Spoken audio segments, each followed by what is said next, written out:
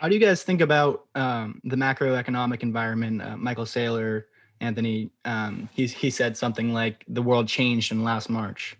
And like, how do you think about, real yields? Some people call it the everything bubble, where returns on sovereign debt are negative. And I feel like this is kind of a driving force for Bitcoin adoption, central bank liquidity, just kind of driving up all assets. What are your thoughts on Bitcoin as a risk on versus risk off asset, how that might evolve, and really just the macroeconomic environment in general? So to be clear, it's probably perceived right now as a risk on asset.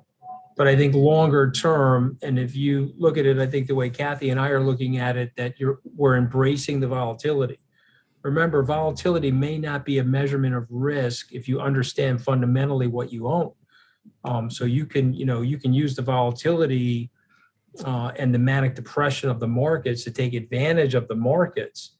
And so when you look back at the macroeconomic backdrop and you study cycles of history, we know one axiomatic fact about fiat currency: politicians, policymakers, kings and queens print more of it because it's an easy short-term solution. The Roman emperor with the bread and circuses, it's a distraction and it's a solution that will calm down the problems of a society in the short term. And I think the brilliance of Satoshi Nakamoto, and it goes right back to John Maynard Keynes, because remember, coming out of the war, Keynes wanted at the Bretton Woods conference a uniform currency. He asked for it. It didn't become politically expedient to have it. And of course, the dollar supremacists at the table didn't want that. They were just feeling their oats as the dollar was taking its force as the global reserve currency. But Kathy pointed out, if you're going from $4.5 trillion of dollar volume to $7.5 trillion of dollar volume, my friend Ross Stevens at NYDIG puts it better than everybody. You just got taxed, ladies and gentlemen.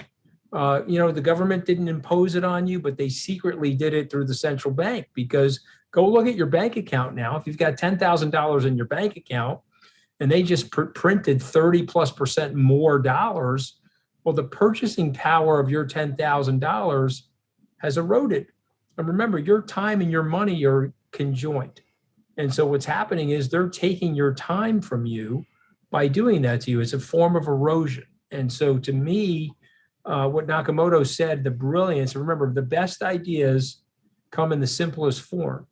What he's basically saying to you is, if you can create this decentralized situation and the money actually becomes stable and cannot be affected by policymakers or politicians, it will have a remarkably positive effect on the world. Now, I'm going to show you guys something that I stole from Jack Dorsey. Okay, you want to see it? This is my Bitcoin clock, right? I had Bitcoin envy, block clock envy, when I saw him testifying and saw this behind, so I bought it, right? And so what does it say on here? And Kathy, you two guys are too young to be impressed by this, but Kathy knows how old I am. I'm going to read this without my bifocals, okay? Just to show you how, okay? What does it say on this clock? If you don't believe it or don't get it, I don't have the time to try to convince you. Sorry, Satoshi Nakamoto. And so when you step back and look at the macroeconomic backdrop, if you understand that white paper, you have to be in Bitcoin. It is a part of your risk management for the future, as opposed to a risk on asset.